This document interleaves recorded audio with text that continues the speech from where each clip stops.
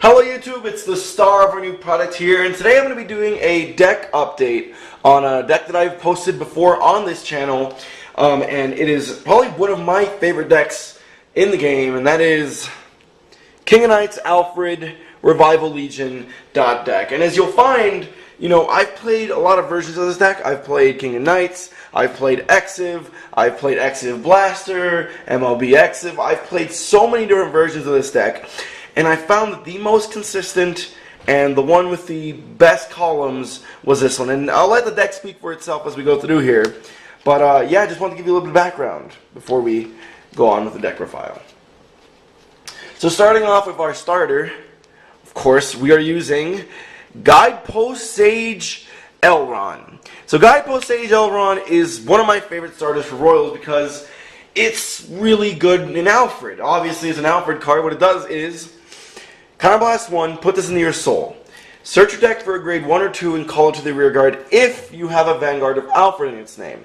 So yes, it does have that limitation of an Alfred Vanguard, but it's not GB and it fuels soul. So in a lot of ways, this is really important. Calling a grade 1 on the turn that you use your Vanguard's Persona Blast is actually really important to get like 2 Junos out, for example, or to get some magic numbers. And sometimes it can be a mini power play if you call it something like a Benin, for example. So really do like this card, and I mean I wouldn't use Milius or anything else, he's just really good. Then 4 heals, obviously not going to be running anything less than that. And then the crits, we're running 4 of Flogel, 3 Epona, and 3 Lu. So yes, what you're seeing here is 10 crits, and of course 2 draw, my Margals. And so this is a deck that I used to run more draws in, but I found that I don't need them. This deck draws plenty, it's got lots of stride enablers, and in addition to that, you really want to put your opponent at high damage so that when you have your magic numbers, you're doing good. Marvel is still in here because if you put it into the soul, it does give you soul, so you can kind of redo Ezel again. There's ways to refuse soul in this deck, it's kind of weird, but when you use Ezel's skill, he calls a grade 0, 1, and 2. So the grade 0 will be Margal, and yeah. Sometimes you'll call this if you have a Blaster Blade on rearguard, but this is it's not too reliable in this deck, but you know, it is possible. So trigger lineup, relatively standard. Then, of course, grade 1s make a lot of sense. We're running 3 GPG and 1 Hopekeeper. The Hopekeeper is kind of teched in here as a 1 of because we do run Benin, and its skill is on Brave. If it's called to the rear guard, it gets +2, and then at the end of the turn, you kind of last 1 and it bounces to your hand. So in a lot of ways, if you're like really pining for perfect guards, you can call this and get its effect off. It's one of those PGs that can't guard rear guards, but it ends up being fine. It really doesn't matter. We have Screw You and Dismal, and there's a lot of good cards out there that now kind of prevent that. And then of course you do run 1 GPGs in your deck. And then 3 Stride Enabler. This is just, I mean, you don't want to drop Alfred for Stride or Alfred's, of course, Alfred's guy. 3 Richard, and I was running it at 2, but I am running Benin at 3, and so I could get this off, you know, once or twice.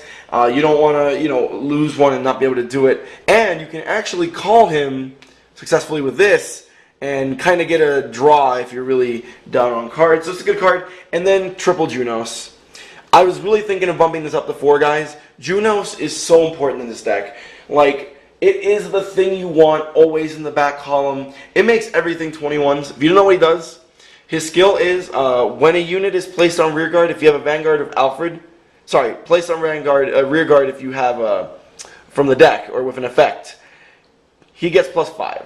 So he becomes a 12k booster. It's once per turn. But being a 12k booster in a deck that switch hits a lot, you know, with Twin Sword and Amis and other things, is really important. So I would highly recommend running 4, and I'm going to consider doing it myself.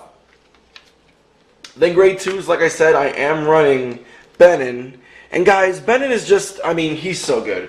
In this deck, he draws you a card of Richard. He gives you a 14k column on grade 2. You can poke any rear guard and they have to drop a 10. So he pushes out cards. And he's just a general, you know, we all know how good Benin is. And then, of course, we have triple Twin Sword. Twin Sword is still the best grade 2 in Royal Paladins, just for value. You know, a lot of Royal Paladin decks are based on grade 2s nowadays. Even Jewel Knights, they need to call their Sword Mies. So, still a really good card, and it's part of the big, you know, thing this deck does, which is switch hitting. Kind of in line with switch hitting, but not really, is triple Ames. So Ames in this deck is essentially Knight of Fragment, because he's an 11k when you're on Alfred, so even if you didn't stride. And his skill is if you hit with an Alfred Vanguard, CB1, search your deck for a Blaster Blade, a Blaster Blade, call it over him, and you get that Blaster Blade's ability for free. So it's not bad. You know, you get a free retire with it. You can poke your opponent, and then if they don't guard their, you know, like the first hit because they want to guard the rest, you can get this off. Sometimes it's good, and sometimes it's not. But I just love his art. That's probably the main reason I run him. Then double Blaster Blade Spirit. This guy puts in work. You call this with Twin Sword, he's a 10. With anything, it's a 21. With Junos, 22.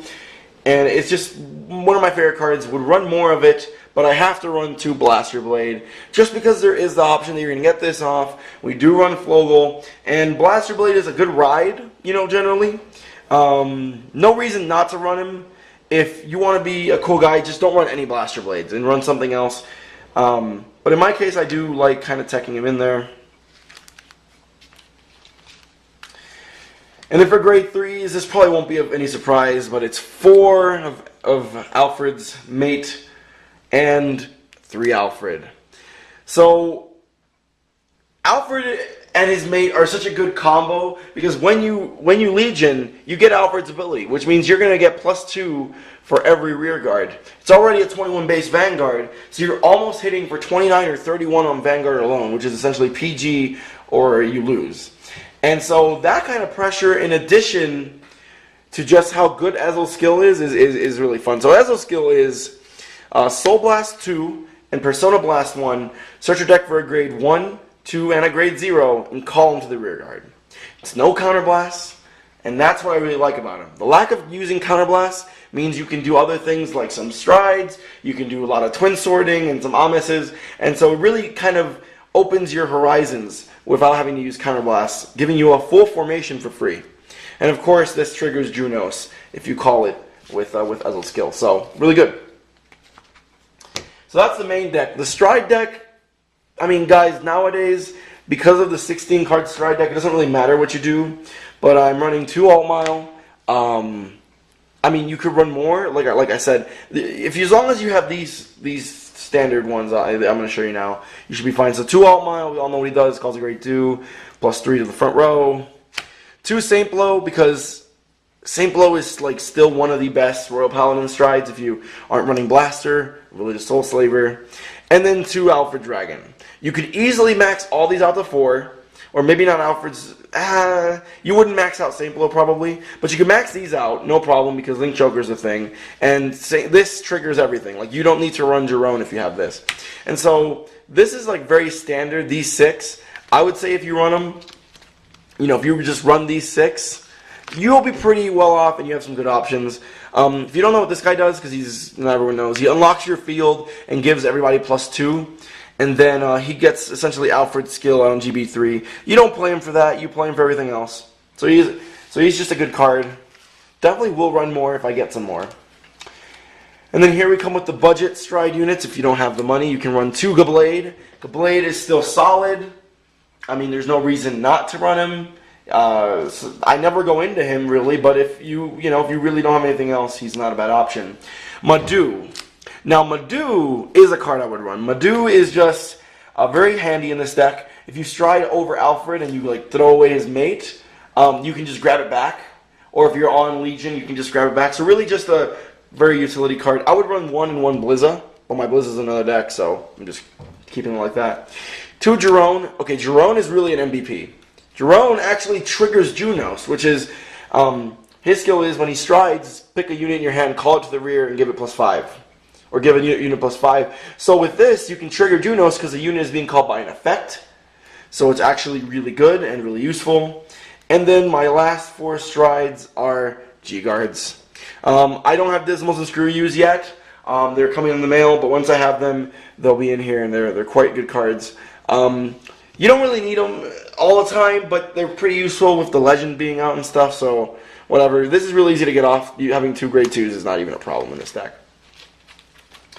But guys, that's pretty much the deck. You know, and when you talk about a deck with a lot of utility, and it's just very easy to use, it's got Legion, it's got Alfred, so it's OG, this is a deck for you. And it's not too expensive, unless you want to, you know, obviously these are like $4 now, the triple rare Alfreds, and they're way prettier.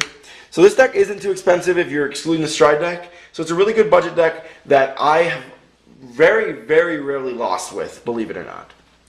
So thank you guys for watching my video. Let me know in the comments below if you have any suggestions. I've tried a lot of Alfred builds. I think I'm going to bump Juno's up to 4.